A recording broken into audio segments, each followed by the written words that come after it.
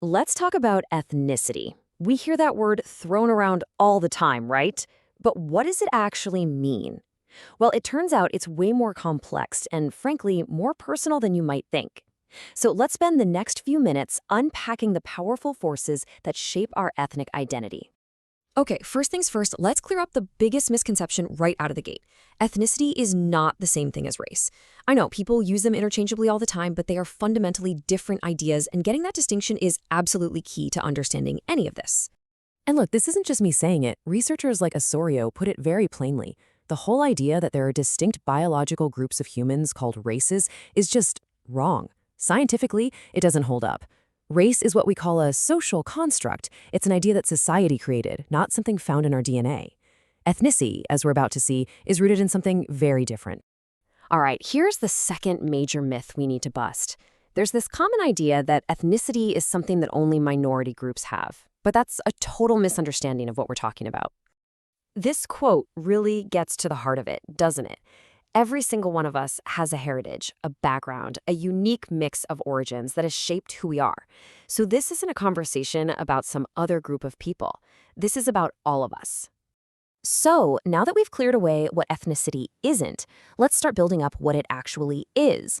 What are the real components, the building blocks that make up an ethnic identity? So what is it? Well, according to the scholar Winston, ethnic identity is really a sense of distinctiveness. It's that feeling a group of people has that they are unique. And that feeling is based on two things: a shared culture and a shared history. And when we say shared culture, that's not just one thing. Think of it more like a complex recipe. It's a mix of deeply held religious beliefs, specific family structures, shared community values, and all the unwritten social rules or norms that guide how people behave. All these things come together. That shared culture is built on some really foundational stuff. Things like a common homeland or unique customs and traditions that make a group stand out. And critically, it's also about shared experiences, like the collective memory of a war or a migration or a major triumph. Those moments can forge a really powerful identity that lasts for generations. Okay, so you have these cultural ingredients, but how do they go from being just a list of traits to something more? Let's dig into how they create that powerful internal feeling of belonging. This right here is the spark.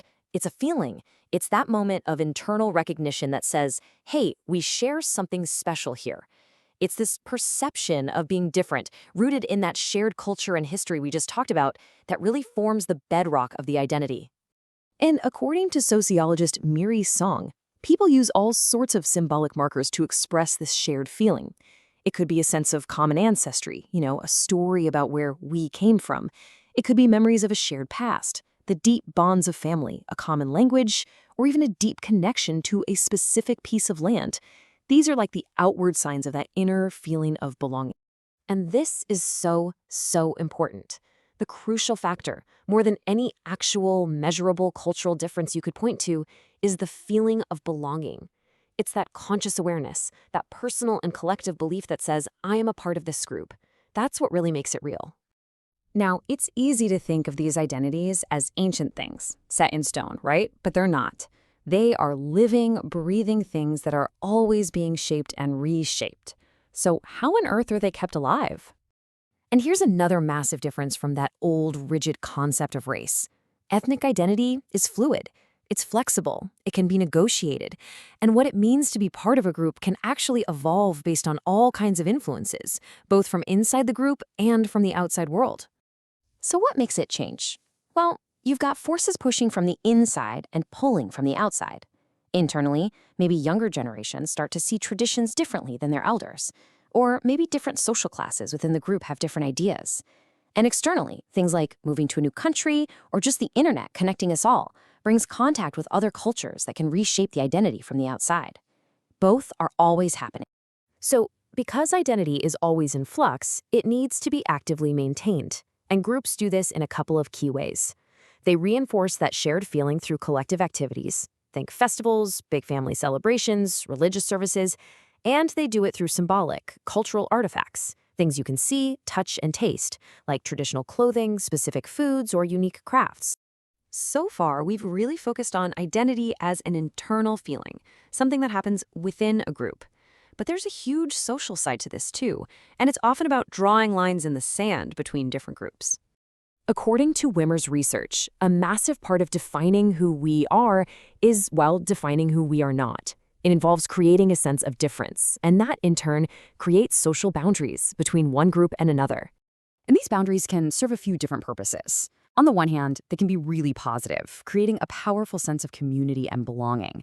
They can also be protective, uniting a group to stand together against racism or discrimination.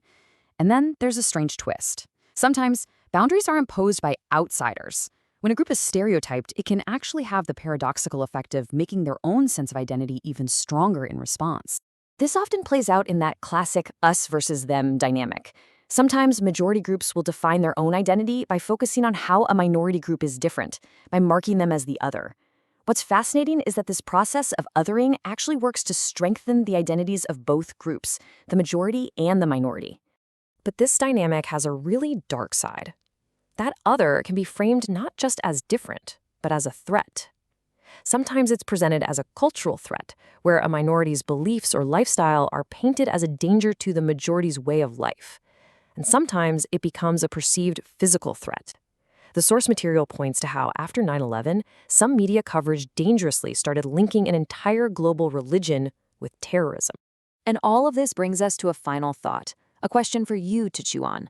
Think about the groups you identify with, your family heritage, your community, your shared experiences. How do they create your sense of us? And how, in turn, does that shape your perception of them? It's a complex dance, and it's one that shapes our entire world.